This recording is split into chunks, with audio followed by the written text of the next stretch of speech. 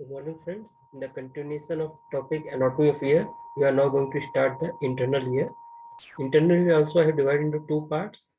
First part, we are only going to study about the bony and membranous labyrinth and its gross anatomy. In second part, we are going to talk about the sensory receptors and transmission of sound from external ear to internal ear. So internal ear consists of a series of cavities, bony cavities and a membranous cavities, which are called bony labyrinth and membranous labyrinth. All these structures are in petrous part of temporal bone between the middle ear laterally and the internal acoustic meatus on the medial side. The bony labyrinth consists of vestibule and three semicircular canals and cochlea. These bony cavities are lined with the periosteum and contains a clear fluid called as perilymph. Remember, actually, the arrangement of internal ear is just like a hand inside our sleeve. The sleeve part of the cell looks or happens to be the bony labyrinth, and inner the soft part will be the membranous labyrinth. So each of the part will have one covering of bony labyrinth, and so will be the internal part will have membranous part. So here you can see an organ, which is the internal part. You can see that these are the semicircular canals. Inside it, there will be duct. This will be the utricle, saccule, and this whole thing forms the vestibular part. And then this is the organ or cochlea. So this cochlea has three things. In the middle, there is cochlear duct, upper side cochlea, scala vestibuli, scala tympani on the lower side. And wherever they meet, that point will be called helicoderma. So this is just like a snail-like arrangement.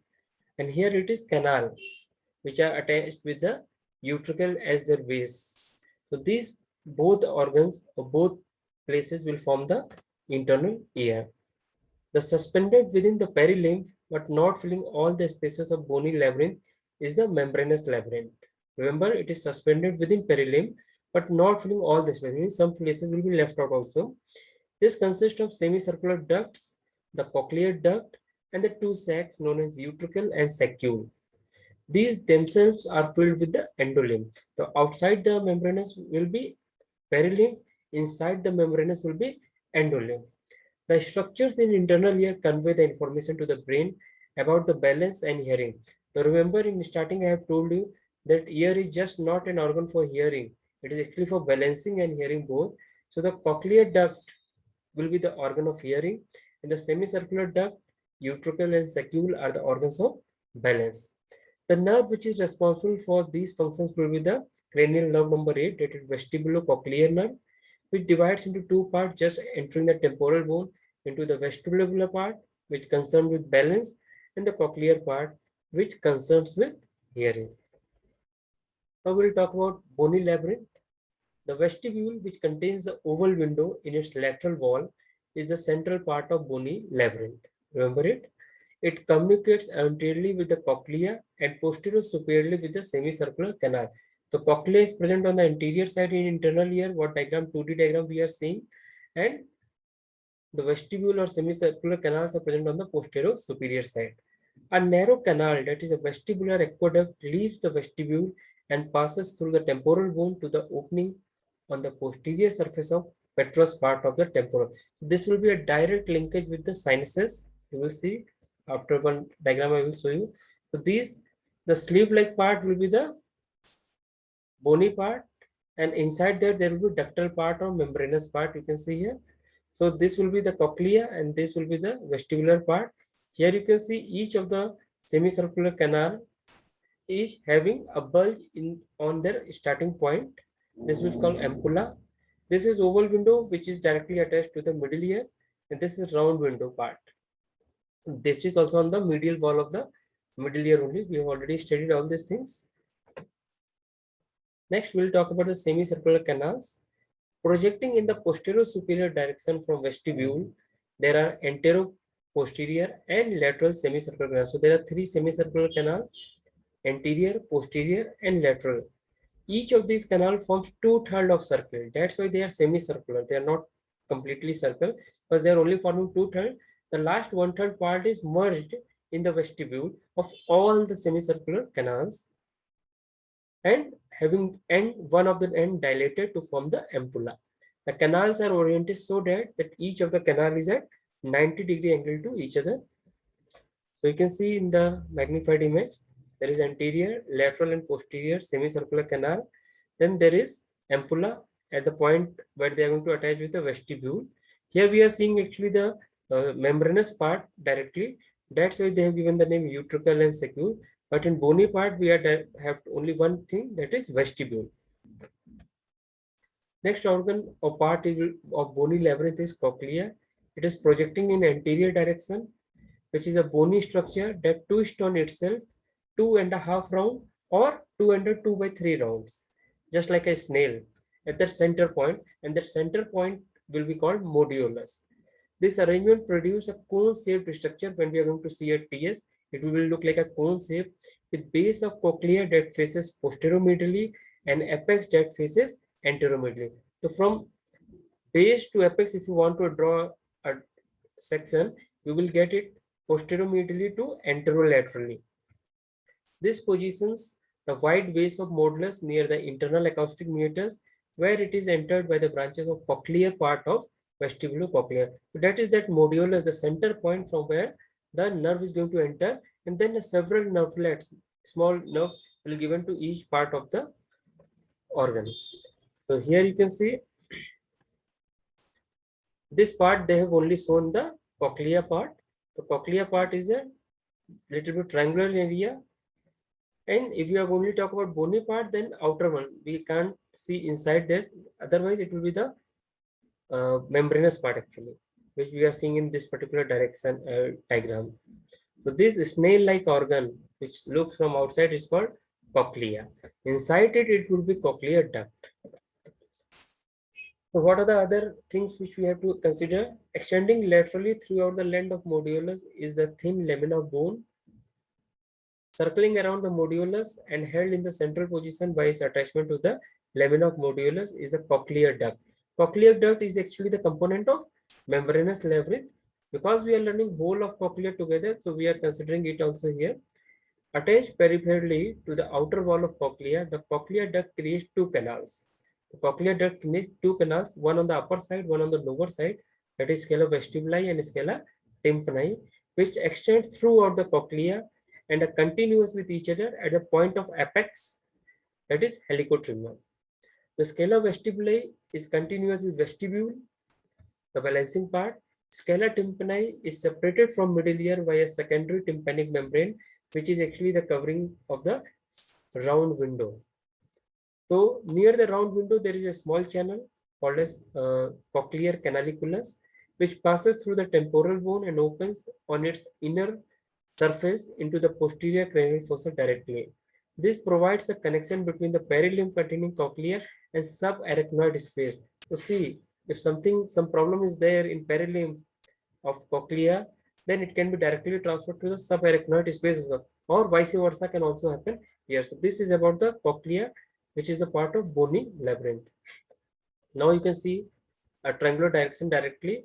So here the middle part will be the cochlear duct, above part will be the scala vestibuli, lower part will be the scala tympani, and this middle part will be cochlear duct, which contains all the sensory mechanism to contain the sound waves or to identify the sound waves and convert it into the electrical waves so that it can be transmitted to the brain. So here you can see this was the oval window. Steppies are here. From here the sound will enter, then it will move outside toward the round window where the secondary tympanic membrane is going to cover it up. Now we are going to talk about membranous labyrinth. It is a continuous system of ducts and sacs within the bony labyrinth. First of all, it is filled with endolymph and separated from periosteum that covers the wall of bony labyrinth by perilymph. It contains two sacs, the utricle and saccule, and 4 ducts. The 3 are semicircular ducts and 1 is cochlear duct. So leaving the cochlear duct, everything is related with balance. Cochlear duct will be related with hearing. The membranous labyrinth has a unique function related to balance and hearing both. Both type of sensory receptors are present here. The utricle, saccule, and 3 semicircular ducts forms a vestibular part, that is organ of balance. The cochlear duct forms the organ of hearing. So from here you can see the upper bony part. If it is going to be removed, then you are going to get this soft membranous part. So here you are going to get the ampulla. Inside the ampulla there will be crista ampullaris, which are actually the sensory part. In utricle you are going to get again a sensory part which will be for balance. Same is for saccule also, and same will be happen for cochlear duct also, where the specific organ of portae or spiral organ of hearing is going to be attached. So this is everything is inside the bony part only. We are going to get membranous part. The general organization of the parts of membranous labyrinth are the cochlear duct within the cochlea of bony labyrinth on the anterior side, the three semicircular duct within the three semicircular canals of the bony labyrinth on posterior side, the saccule and utricle within the vestibule of bony labyrinth in the middle. So here in this diagram you can separate the green color, which is utricle and saccule, was actually inside the vestibule. The blue color semicircular canals are having semicircular ducts inside them, and the yellow color cochlea is having cochlear duct inside it. This formates the membranous labyrinth. Now, talking separately about the organs of balance. So 5 out of 6 components of membranous labyrinth are concerned with balance, like 2 sacs, utricle and saccule, and 3 ducts, anterior, posterior, and lateral semicircular ducts. They all are going to be run with balancing act, means position of the head of body. Utricle is the larger of the 2 sacs. It is oval, elongated, irregular in shape, and it is posterior superior part of vestibule of bony labyrinth. The 3 semicircular ducts empty into the utricle. Each semicircular duct is similar in shape, including a dilated end forming the ampulla to its complementary bony semicircular canal, which are much smaller. The saccule is a smaller, a round sac lying in the anterior-inferior part of vestibule of bony labyrinth. Here, a unique thing is that cochlear duct is going to empty here in the saccule region. But remember, all these are the part of organ of balance. So here you can see this is the balancing head. Some histological parts are also shown. So in that particular macule or semicircular ducts, these type of cells are present, hair cells are present, which are under the otolith membrane. And if the head is upright, they are also upright. If the head is moving, they will also move. And then a sensory electric waves will be generated, which will be given to the concerned part of the brain so that it can be maintained in the right way position again. The utricle-saccular duct means the duct between the utricle and saccule establishes the continuity between the all components of membranous labyrinth and connects utricle to saccule. Branching from this small duct is the endolymphatic duct, which enters the vestibular aqueduct, a channel through the temporal bone directly, to emerge on the posterior surface or posterior cranial fossa directly. But remember that vestibular aqueduct will be also the branching from this duct only, that is utricle-saccular duct only.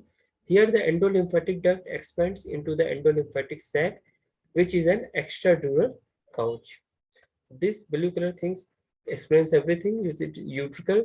It's one of the semicircular canal. It's ampulla, this saccule, and from here only you can see an endolymphatic duct in vestibular aqueduct is going directly towards the venous dural sinuses, which is in the subarachnoid space only. So these are directly connected with the extradural matter also. So this was all about the structures related to the organs of balance and the bony labyrinth and the membranous labyrinth. We'll continue with the rest of the internal ear in next part. Thank you.